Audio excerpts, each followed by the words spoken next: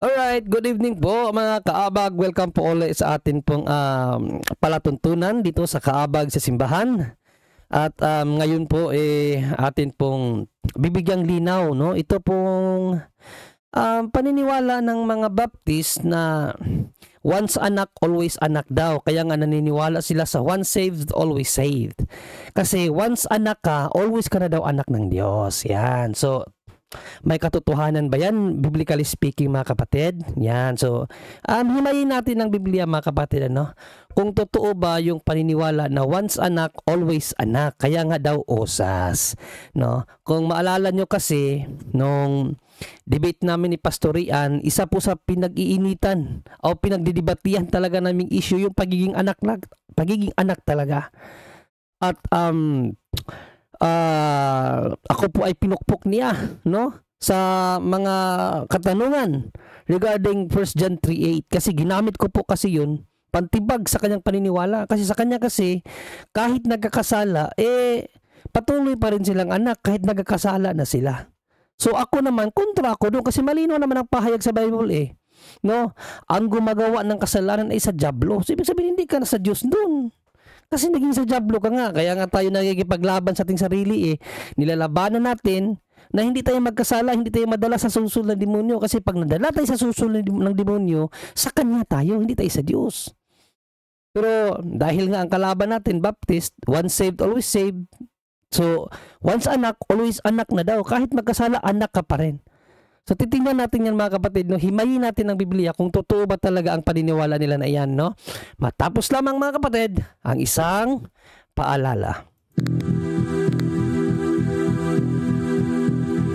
Dahil sa katotohanan ng ipinapangaral ng Santa Iglesia Katolika na hindi maitanggi ng mga protestante sa lungatang aral at pahayag ng mga pastor,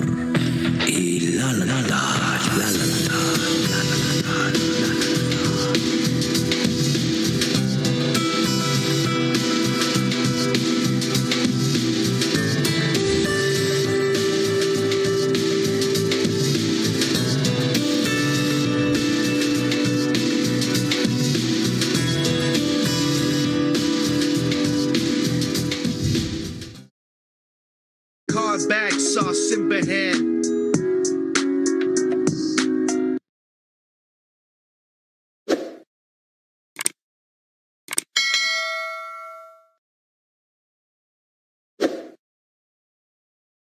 Alright, so sa mga bago pa lamang po sa atin pong programa, mga kapatid, ito po ang inyong abang lingkod, no? Si Brother John Ray. Isa po sa co-host ng Punto por Punto. Pero syempre, mayroon din po tayong sariling pagla-live dito po sa atin pong mamunting channel, Kaabag sa Simbahan, para po syempre magturo din sa katuruan ng simbahan at sa banal na kasulatan. At nagtuturo din po ako dito kung paano po i-debunk or tutulan ang pananampalataya ng ibang mga sekta o relihiyon na labag po sa katuruan ng simbahan. Karamihan po sa kanila or kadalasan, kung hindi man kadalasan, palagian, no? Inaatake po ang turo ng simbahan. Kaya andito po kami, particularly ako, no, ang dumidepensa sa mga atake, sumasalag sa mga atake ng mga kapatiran nating protestante, at siyempre pinapaunawa din po natin sa kanila at hoping na one day maunawaan po nila ang atin pong pagdidepensa at pagpapahayag sa katuruan ng simbahan mga kapatid.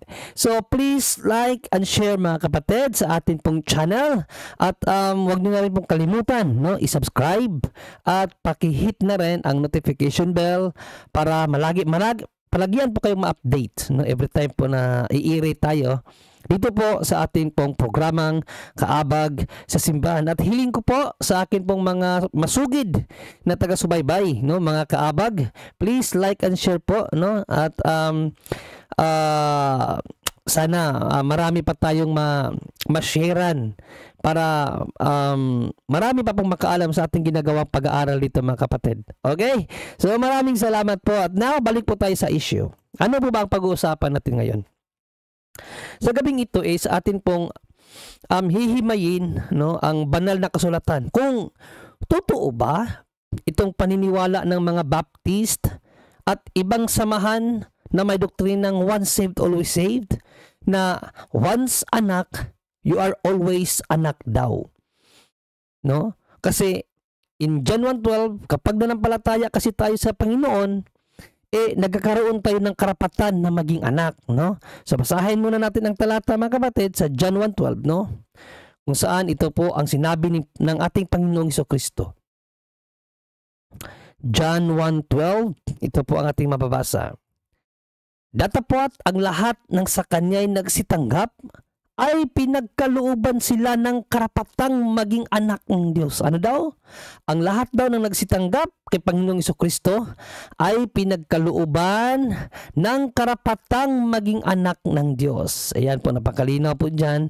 No? Mayroon tayong karapatan na maging anak ng Diyos sa makatuwid bagay ang mga nagsisimpalataya sa kanyang pangalan. So yan po ang malinaw, literal, explicit na pahayag ng Diyos patungkol po sa mga tinawag na mga anak.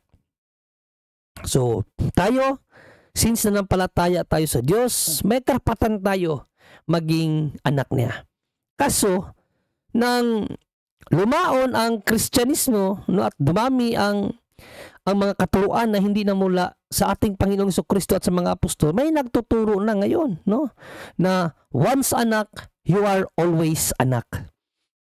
No, kaya nga sa kanila, ang kanilang doktrina na once iniligtas ka ng Diyos, ikaw ay ligtas ng talaga. So kahit magkasala pa daw ka, hindi na mawala ang pagiging anak mo. Unang-una, that is a dilemma, mga kapatid. Dilemma po yan sa banal na kasulatan. Kasi kung titingnan natin ang 1 John 3:10, mga kapatid, mayroon pong dalawang uri ng pagiging anak, no? Anak ng Diyos at anak ng Diablo. So ito po ang atin pong mababasa sa 1 John 3:10. Dito nahahayag ang mga anak ng Diyos at ang mga anak ng Diablo. So mayroong dalawang uri ng pamilya ang umiiral sa mundong ito, mga kapatid, in spiritual realm, no? May tinatawag na anak ng Diyos at meron ding mga anak ng Diablo. Ngayon, paano naging dilema yung aral ng mga Baptist at ng iba pang relihiyon na naniniwala sa pagiging once anak, always anak? Paano naging dilema yon in biblical perspective? Kasi kung sasabihin natin na once anak, always anak ka, malinaw kasi sa Bible, mayroong dalawang uri ng pamilya ang binabanggit, no? Mga anak ng Diyos at mga anak ng Diablo. So kailan lang ba tayo nagiging anak ng Diyos? At the moment na tayo ay nanampalataya. Tama? So, how about yung hindi ka pa nanampalataya? So hindi ka anak ng Diyos. Kaninong anak ka? Anak ka ng Diablo. Tama? Ngayon, ipapasok natin in logical sense yung kanilang turo na once anak, always anak. Anong resulta? Once anak ka ng demonyo, always ka ng anak ng demonyo. So wala ka ng karapatan maging anak ng Diyos. Kasi nga ang aral nila, once anak, always anak. Diba dilema, mga kapatid? Kaya nga hindi po totoo ang aral na yan. Isa po yan sa argumento kasi nila. Kaya daw, once saved, always saved. Kasi nung nanampalataya ka, anak ka na ng Diyos. At dahil anak ka na, palaging anak ka na, kahit pa ikaw ay nagkasala, mali po yan. Maling-mali po yan, mga kapatid. Actually, kung maalala niyo, no, ginamit ko yan panlaban sa paniniwala ni Rian Fuentes, no, pastor ng Baptist, nung nakaraan nagdebate kami. Dahil sa kanya, hindi na mawawala ang pagkaanak kahit daw magkasala. Kaya ginamit ko itong 1 John 3:8, mga kapatid. Kasi dito, kasi malinaw dito ang pahayag ni Apostle John. Ano ba ang pahayag ni Apostle John? Ito, mga kapatid, basahin natin, ha. Ang gumagawa ng kasalanan ay sa Diablo. Kahit ano pang tanggi ni Rian Fuentes dyan na yan daw ay continuous verb. Continuous verb daw yan. So, kung continuous verb lang daw yan, ibig sabihin nyo na daw patuloy na gumagawa ng kasalanan. So, yun daw ang mga anak sa Diablo. O ngayon kung susundan natin yung lohika niya, yung kanyang argumento na yung patuloy lamang na nagkakasala ang anak ng demonyo. So ibig sabihin, pag nang-rape ka ng isang beses, hindi ka pa anak ng demonyo doon kasi isang beses ka lang nang-rape. Kung nag-hold up ka sa bangko ng isang beses lang, hindi ka pa anak ng diablo doon, anak ka pa rin ng Diyos kasi isang beses ka lang nang hold up sa bangko, mga kapatid. Kung pumatay ka ng tao, hindi ka pa rin ba tatawaging anak ng diablo dyan kahit dahil isang beses ka lang nakapatay? Di ba? Wala sa lohika, mga kapatid eh. Wala sa lohika. Sinasabihin niya na yun lamang na patuloy sa pagpapakasala ang anak sa diablo dyan. Hindi, mali po. Ang tinutukoy ni St. John kasi dyan, lahat ng mga Kristiyano noong panahon niya at lahat ng mga magiging Kristiyano, ibig sabihin, hindi pa kasali dyan ang mga Kristiyano pero binalaan na. Halimbawa tayo, kailan lang ba tayo naging Kristiyano? Nung nabinyagan tayo, nung nagkaroon na tayo ng knowledge about God, about the words of God, about the law of God. Di ba? Doon lang tayo nagiging anak ng Diyos. Doon tayo doon tayo nagiging anak ng Diyos eh. Nabinyagan tayo, nanampalataya tayo. So, yung 1 John 3:8, kahit pa hindi pa tayo kasali doon ng sinabi yun ni St. John kasi wala pa tayo sa mundong ito, babala na yun para sa atin. Babala yun para sa lahat ng mga tao, lalong-lalo na sa magiging Kristiyano.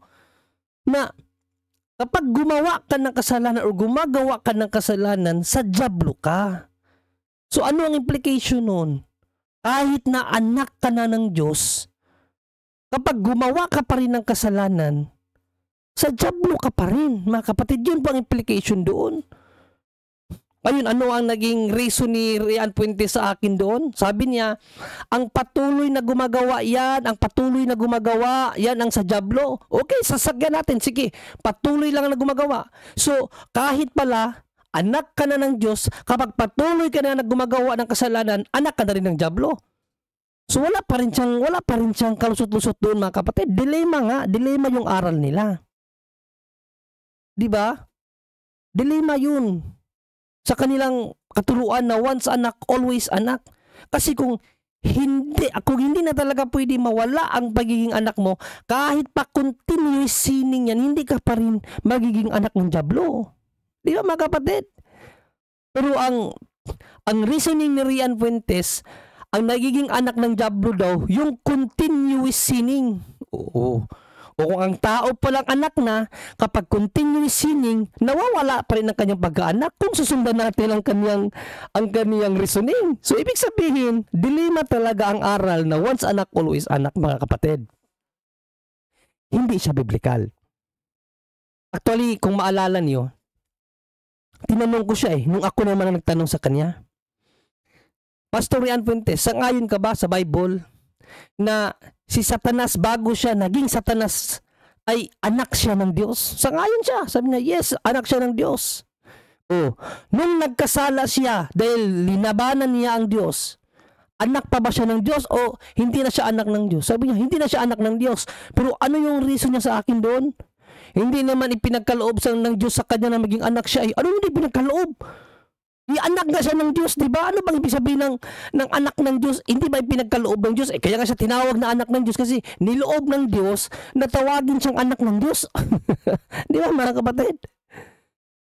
Wala sa lohika Wala sa lohika yung sinabi niya na hindi siya pinagkalooban na maging anak ng Diyos. Wala din pinagkalooban? Siya nga yung pinakauna sa mga anghel Siya nga ang pinakapaboritong anghel ng Diyos Kaya nga siya anak ng Diyos. So yun po yung mga kapatid, napaka-dilema po talaga ang aral nila na once anak, always anak. Ngayon, tingnan natin yung aming bakbakan patungkol po sa 1 John 3:8 mga kapatid. 1 John 3:8 and 9, kung paano niya ako tanungin patungkol sa talata na yan at paano ko naman siya sinagot patungkol sa talata na yan. So ito po yung naging bakbakan namin mga kapatid. Next question. Okay. Dito po sa ginamit mong 1 John 3:8 ay sabi po doon ay gumagawa or committed sin.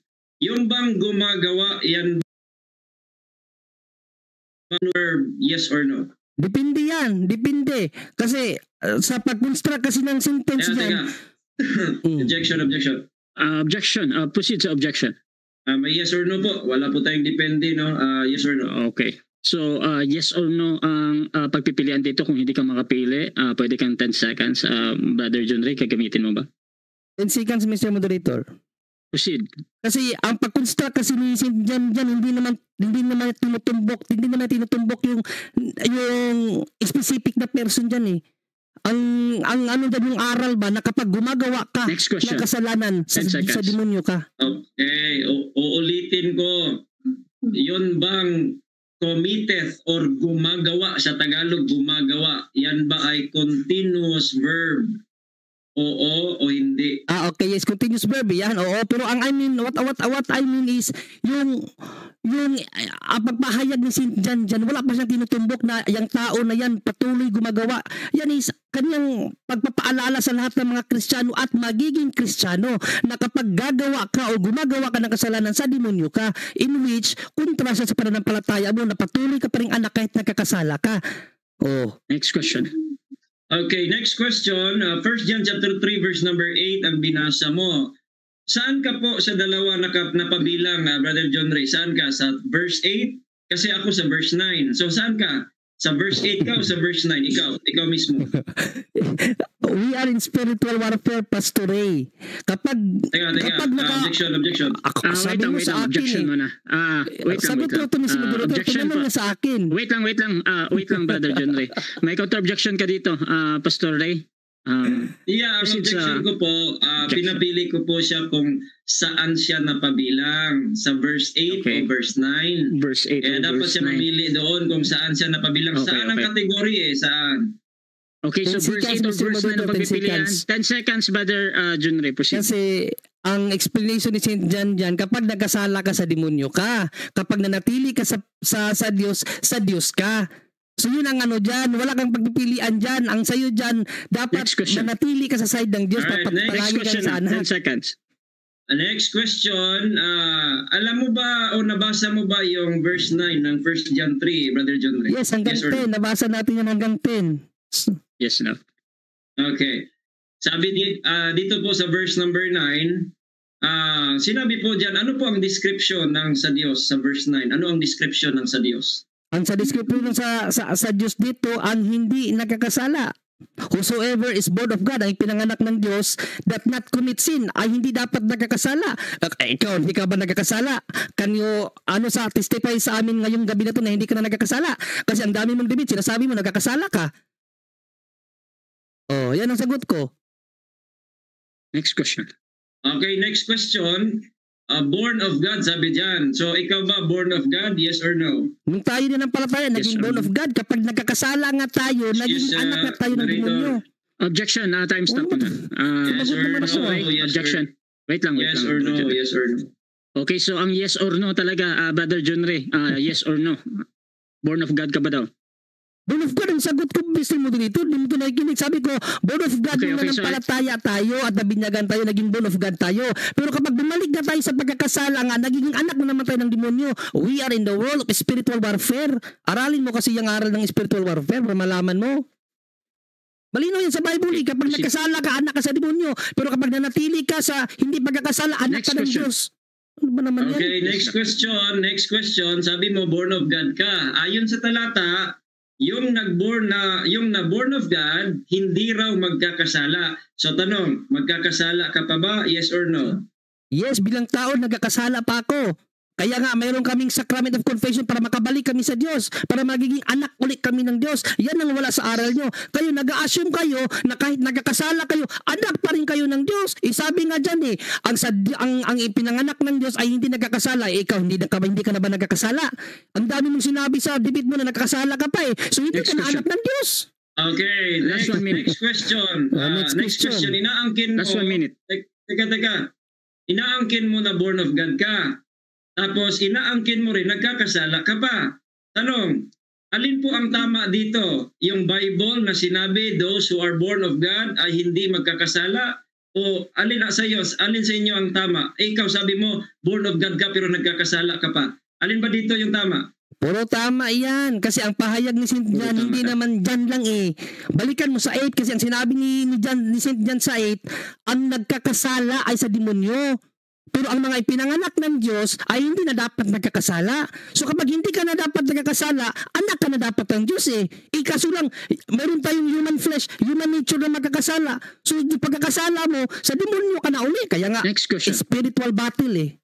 Next question. Okay, next question. Nung panahon si Peter po si Pedro ay nagkasala doon sa Galacia 2. Siya ba ay anak na Time na. Yun, no? So, grabing bakbakan yun mga kabag. No? Talagang blow by blow talaga. Pero napaka-weak talaga ng kanyang arguments mga kapatid.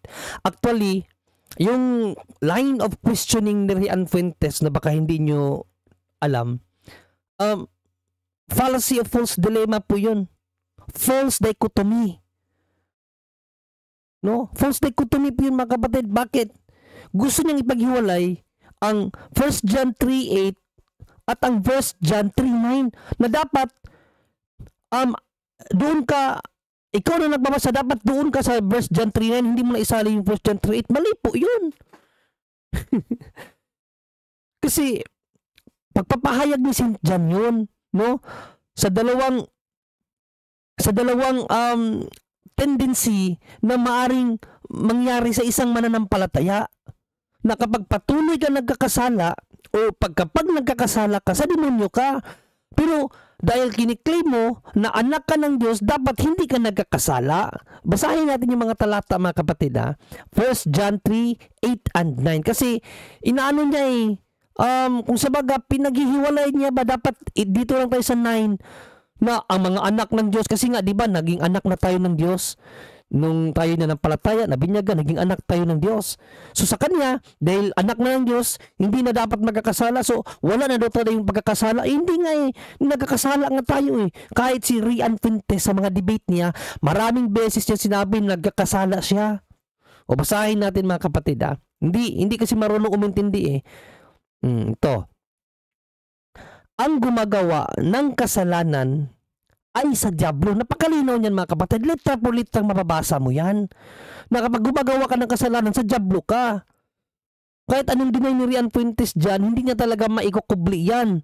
Biblical yan. Kapag gumagawa tayo ng kasalanan, sa diablo tayo. That is the truth. That is the real fact na nangyayari in spiritual realm mga kapatid. Hindi natin pwedeng i-deny yan.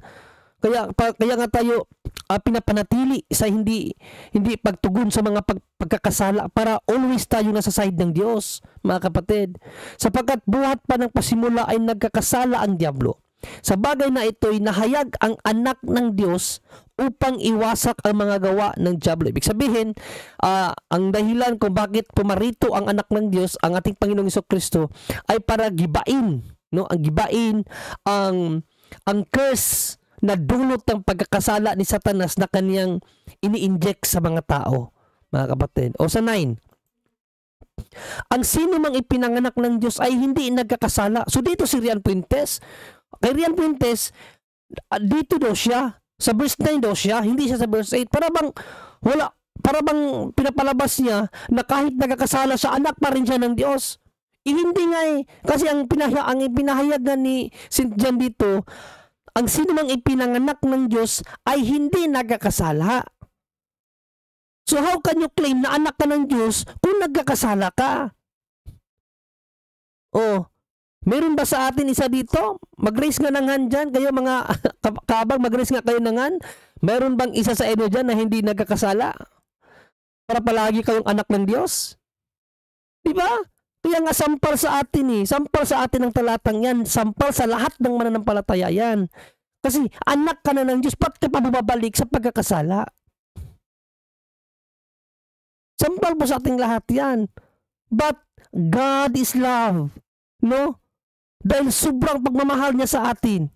Kahit pa bumabalik tayo sa pagkakasala, gumagawa pa rin ang Diyos ng paraan para makabalik tayo sa Kanya. Sa paanong paraan? Confession. Kaya nga may sacrament of confession. Ganyan tayo kamahal ng Diyos. Siya ang nagbibigay ng paraan sa atin para hindi talaga tayo totally mawala sa Kanya. Mga kapatid. Pero yan po talaga ang katotohanan.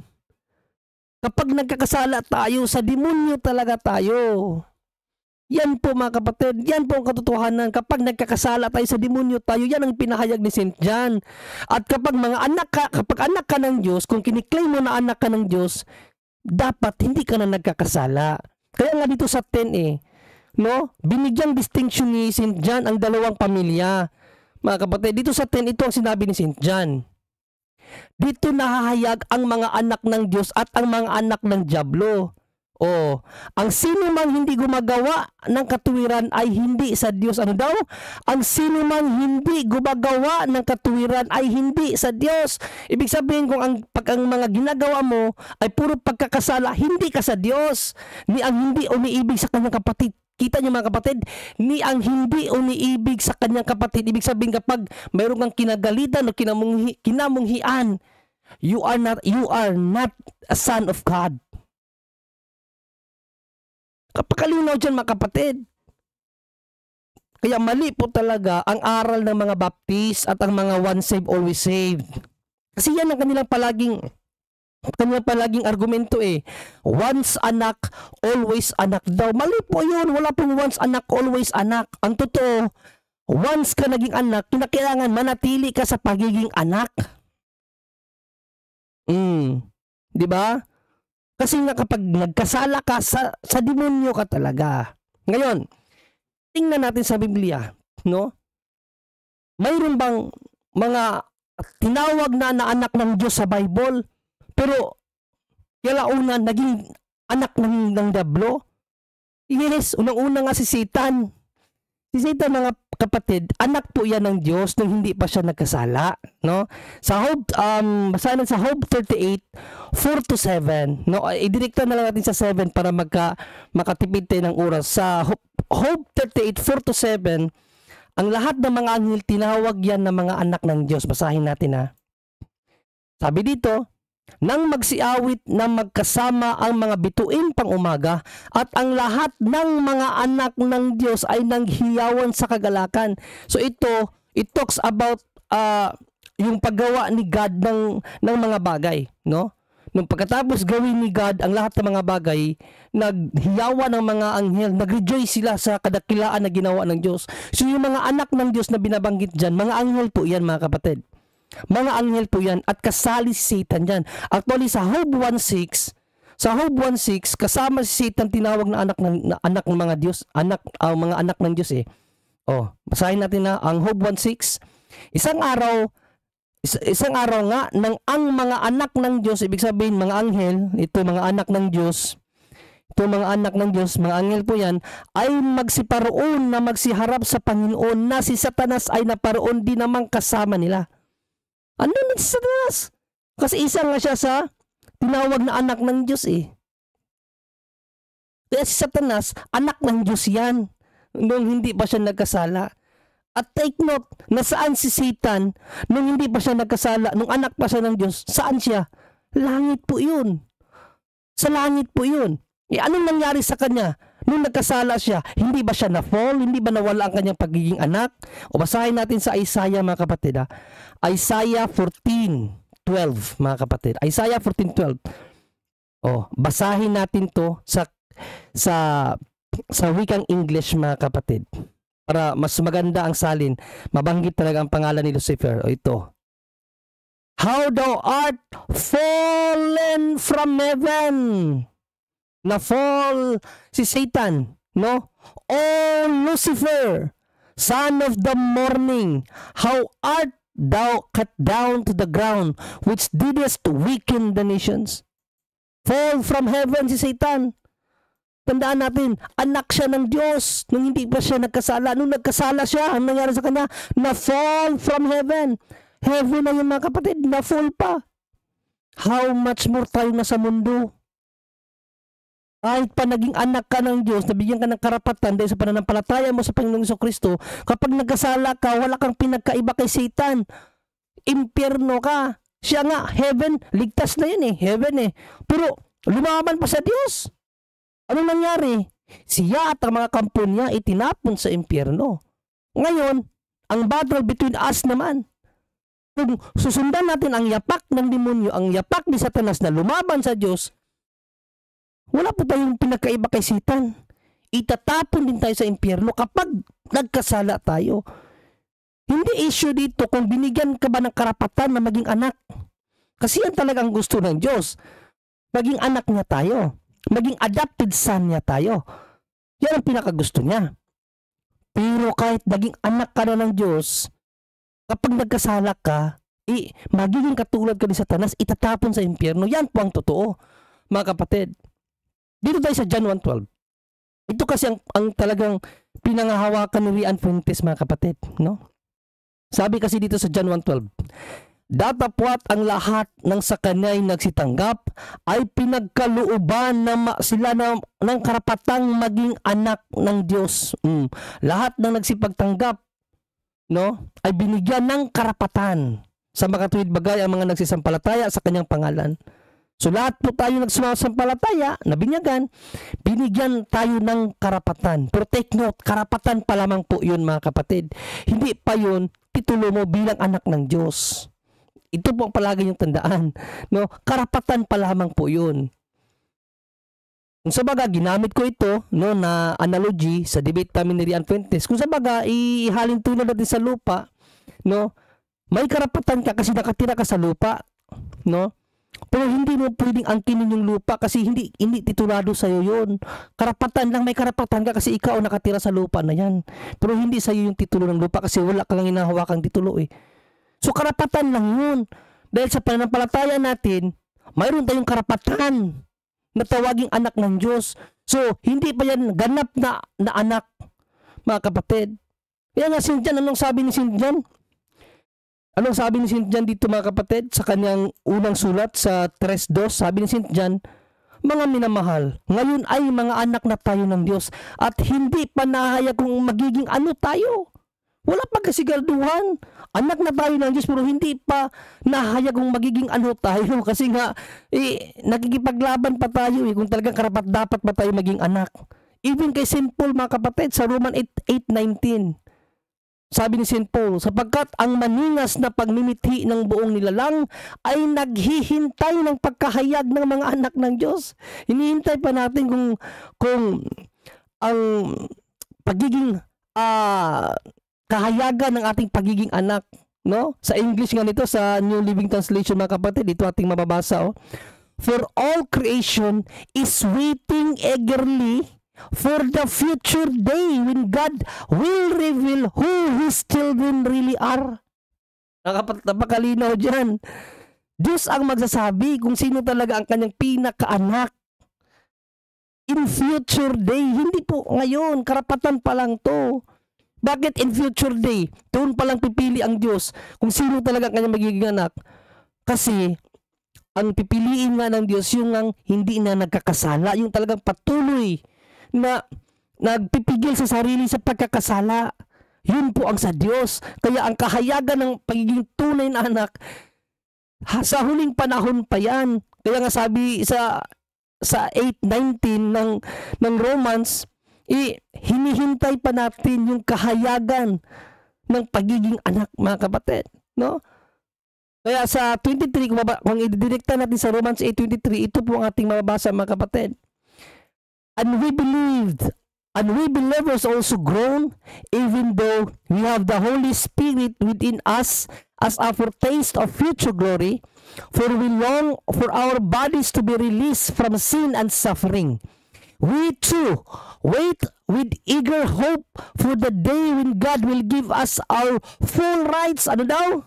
Hinihintay natin yung araw na ang Diyos magbigay sa atin ng buong karapatan as His adopted children. Ano daw?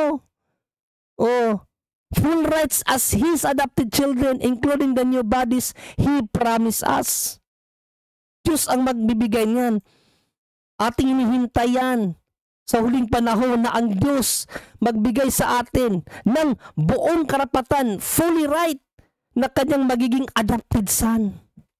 Yan po mga kapatid. Sa huling panahon pa po yan. Sa ngayon, tayo ay nakikipaglaban. Kung sabaga, kinukuha natin yung titulo ba? Para bang, halimbawa, mayroon kang kaagaw sa lupa.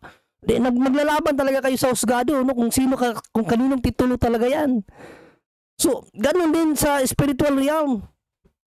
No? Nakikipaglaban tayo. Talagang gusto nating makuha na tayo maging anak ng Diyos. Si Satanas naman, gagawin naman ni Satanas ang lahat para makuha ka naman niya. Para dalawa kayo doon maglalangoy sa impyerno. Yan po ang katotohanan mga kapatid. Yung mali po ang aral ni Rian Fuentes na once anak, always anak. Paano yung mga Hudiyo? O mga Hudiyo, hindi ba sila anak ng Diyos? Basahin natin. Deuteronomy 14:1. As Jews, they are already sons of God, mga kapatid. O basahin natin. Deuteronomy 14:1 and Exodus 4:22. Ito ating mababasa. Kayo'y mga anak ng Panginoon ninyong Diyos. Huwag kayong magkukudlit ni magpakalbo sa pagitan ng inyong mga mata ng dahil sa patay. Ano daw? Kayo'y mga anak ng Panginoon ninyong Diyos. Ang tinutukoy dito mga Israelita. Ang mga Israelita, as Israelites, they are already sons of God. Even in Exodus 4:22. At iyong sasabihin kay Faraon, ganito ang sabi ng Panginoon, ang Israel ay aking anak, aking panganay. Mga kapatid, napakalinaw. Ang Israel, anak na panganay ng Diyos. O, kung once anak, always anak pa sana ang Israel, bakit nung time ni Jesus, yung mga Hudiyo na isa sa mga leaders of Israelites, bakit tinawag ni Kristo na mga anak ng diablo yun? Dahil hindi sa pagpanampalataya nila kay Kristo. Kita nyo? Kung totoo pa ang aral na once anak, always anak, bakit ang mga Israelita na hindi sumampalataya kay Kristo tinawag na anak ng diablo? O basahin natin mga kapatid. In John 8:37-44 mga kapatid, no? Sabi dito, talastas ko ang nagsalita dito sa Panginoong Kristo. Kayo'y binhi ni Abraham. O, kinilala ni Kristo na ang mga Israelita binhi ni Abraham yan, no? Gayon may pinagsisikapan niyo akong patayin sapagkat ang salita ko'y hindi magkasya sa inyo. Sinasalita ko ang mga bagay na aking nakita sa aking ama at ginawa rin ninyo ang mga bagay na inyong narinig sa inyong ama. Sila'y nagsisagot at sa kanya'y sinabi, si Abraham ang aming ama. Sa kanila'y sinabi ni Jesus, kung kayo'y mga anak ni Abraham, ay gagawin ninyo ang mga gawa ni Abraham. Datapwat, ngayong pinagsisikapan ninyo akong patayin na taong sa inyong nagsasaysay ng katotohanan na aking narinig sa Diyos. Ito'y ginawa ni Abraham. Ito'y hindi ginawa ni Abraham. Ginagawa ninyo ang mga gawa ng inyong ama. Sinabi nila sa kanya, hindi kami inianak sa pakikiapid. May isang ama kami, ang Diyos. Sinabi sa kanila ni Jesus, kung ang Diyos ang inyong ama, ay inyong ibigin ako, sapagkat ako'y nagmula at nanggaling sa Diyos. Sapagkat hindi ako naparito sa aking sarili, kundi sinugo niya ako. Bakit hindi ninyo nangaunawa ang aking pananalita? Sapagkat hindi ninyo mangyayaring dinggin ang aking salita. Kayo'y sa inyong amang diablo at ang mga nais ng inyong ama ang ibig ninyong gawin. O, kung totoo pa ang sinabi ni Rian Fuentes na once anak, always anak, bakit ang mga leaders of Jews tinawag ni Panginoong Kristo na anak ng diablo? Kung hindi na dapat mawala ang kanilang pagkaanak. Mga kapatid, di ba kasi nungalingan ang aral ni Rian Fuentes? Ang aral ng mga Baptist na once anak, always anak daw, kaya once saved, always saved. Ang mga Israelita, kinilala na ng Diyos yan ng mga anak na panganay. Lahat ng mga Israelita, mga anak na sila ng Diyos. Pero nung dumating si Panginoong Kristo, hindi nila tinanggap si Panginoong Kristo. Anong sinabi ni Panginoong Kristo sa kanila? Mga anak kayo ng diablo. Yan po ang tunay na katotohanan mga kapatid. Wala pong once anak, always anak in the Bible. Yes, isang beses lang ang pagiging anak. Ibig sabihin yung pagiging baptize mo. Doon ka kasi nagiging born of God sa pananampalataya mo. Pero pagkatapos doon, kapag gumawa ka ng kasalanan, nawawala ka sa Kanya. nawala ang pagiging anak mo, naging anak kang ng Diablo. Kaya nga again, in 1 John 3:10 mga kapatid, basahin natin ang pahayag ni St. John. Ilang pamilya ang umiiral sa mundong ito in spiritual world, in spiritual realm? Dalawang uri ng pamilya. Pamilya ng demonyo at pamilya ng Diyos. No? Ito po ang ating mas mababasa. Dito nahahayag ang mga anak ng Diyos at ang mga anak ng Diablo. Pakalinaw dito mga kapatid, may mga anak ng Diyos at mga anak ng Diablo. Paano tayo nagiging anak ng Diyos at nagiging anak ng Diablo? Ito, ang sino mang hindi gumagawa ng katuwiran ay hindi sa Diyos, ni ang hindi umiibig sa kanyang kapatid. So kung hindi tayo gumagawa ng katuwiran before the eyes of God, we are not His children, we are not His sons and daughters, but by devil mga kapatid. Yan po ang katotohanan at huwag po nating paniwalaan ang aral ni Rian Fuentes na mga Baptist at ang mga naniniwala sa OSAS na once anak, you are always anak. Maraming salamat po sa inyong pakikinig mga kapatid at naway marami kayong natutunan sa akin pong pag-i-explain gamit po ang banal na kasulatan. God bless po sa ating lahat.